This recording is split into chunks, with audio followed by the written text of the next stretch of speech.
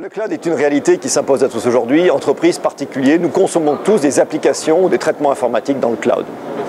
C'est une transition de marché qui est en pleine évolution et qui se caractérise par une activité importante. En France, on estime, les professionnels de l'industrie estiment que le revenu généré par le cloud est de 3 milliards d'euros.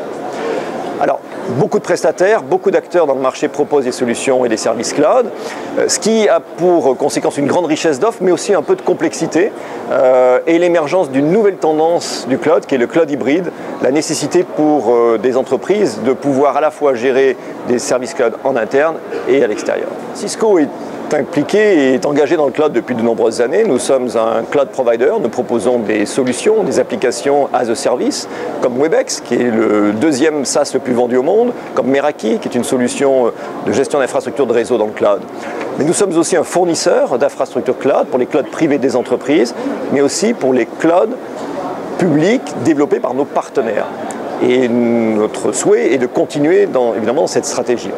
Et cette position de leader mondial des fournisseurs d'infrastructures de cloud et de constructeurs d'un réseau de partenaires importants nous met dans une position privilégiée pour saisir et pour développer la prochaine tendance lourde du cloud, qui est le cloud hybride.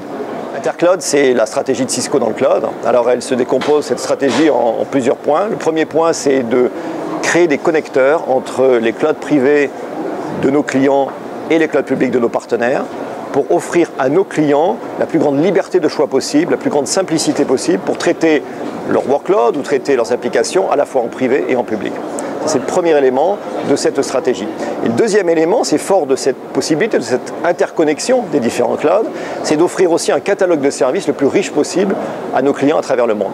Et ce, selon trois principes. Le premier principe, c'est une grande richesse fonctionnelle, une grande richesse de services. En fédérant les services de Cisco et ceux de nos partenaires, nous allons avoir un catalogue de services inégalé dans le monde, avec des niveaux de SLA extrêmement importants. Le deuxième élément, c'est la proximité. Nous nous appuyons sur des partenaires qui ont des data centers et des centres de traitement dans les différents pays. Et nous répondons en cela à la problématique de sécurité, de souveraineté des données. Et le troisième élément, c'est l'ouverture. Nous sommes agnostiques sur les technologies d'hypervision de ces différents clouds. Même si Cisco fait le choix d'OpenStack, qui est le standard le plus ouvert, nous allons fédérer des clouds, quelle que soit leur technologie.